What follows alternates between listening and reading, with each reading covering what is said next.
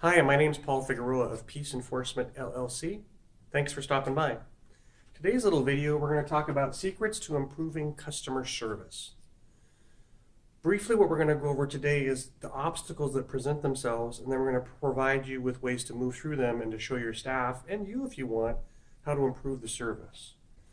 Things that get in the way of staff or obstacles for them are time. Perhaps it's too many customers with not enough time to serve them, or you don't have enough time left, or it's your end of your shift. Another thing that impacts staff's delivery of service is their own morale. Also the morale of the team or the company, how the organization treats them. That affects their attitude. Do I really want to do this? Do I really care about this customer? Am I in this space of I'm just going to show up, punch the clock, and get my wages? Is it patience and lack of patience? Maybe they've got too many tasks to do and they're getting ready to close and they're realizing there's 3 or 4 more other things they need to do. And there's not enough time. They kind of stack up. All of a sudden, my attitude's not so hot and I become very impatient. Another one, and this is a big one, is if they judge what their work title is or what their job description is as being unimportant, creates a serious hurdle. What happens is they don't value themselves and they don't see themselves as worthwhile in the industry, and they may not get the bigger picture of things, so they just kind of come in and punch the clock and do the time. So what are ways to help staff move through these obstacles? If I'm their manager, and this one's pretty obvious and we hear about it quite a bit, is to come up with and try to create a team building environment, create a teamwork or a sense of, here's the bigger part, belonging. I've done trainings with different casinos and other agencies, and one of the things I come up with is try to link your staff into the bigger picture of what they're up to. So let's say you're in a government job and you work at the Department of Licensing. If you're not careful, you're just saying, well, what I do is push paper and deal with difficult customers all day. Well, in the bigger picture, what are you doing? And it's okay if it's just for benefits or a paycheck, but that's their bigger picture. So maybe it's I'm doing this for the pay. You might, in the bigger picture, if you're at DOL, realize that you're keeping the streets safer.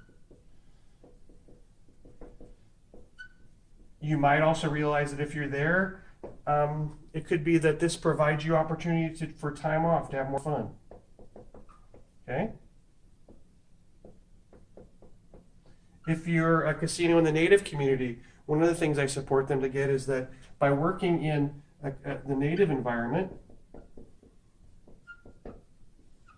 what they're really doing by putting in their time, and let's say they're in housekeeping or they're just running the till or they're a dealer, what they're really doing is they're creating an environment that helps their company succeed and actually gives back to their community. That's a big one. So they're helping their people. By going through and doing this work in the bigger picture, they're actually giving back to the community because a successful casino generates revenue, which allows them to then go back and help their family members, friends, that type of thing. So what those do is by having a bigger picture understanding, it lessens the intensity of these guys and gals. All of a sudden, your worth and value, you have an understanding of how you fit. The judgment, there's becomes a lack of judgment because even though you might be doing a basic job, in the bigger picture of things, you can see how you're giving back and you're a part of something bigger than you. By the way, this is extremely important with kids coming up today. The other thing it tends to do is help reduce the impatience and, like I said, really changes their attitude and their morale. Time is something that it's a skill set that you can teach people to help them learn how to use it better or not get down on them so much. Thank you for stopping by. If you'd like, you can check out my website at peaceenforcement.com or feel free to give me a call. Until next time, take care. Talk to you soon.